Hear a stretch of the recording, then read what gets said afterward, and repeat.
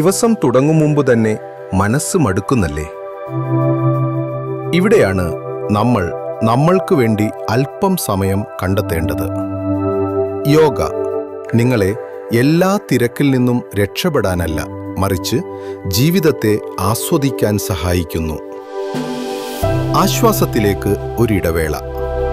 ഈ അന്താരാഷ്ട്ര യോഗ ദിനത്തിൽ സഞ്ജീവനം ആയുർവേദ ആശുപത്രിയോടൊപ്പം നല്ലൊരു പുതിയ തുടക്കത്തിന് വേദിയൊരുക്കാം.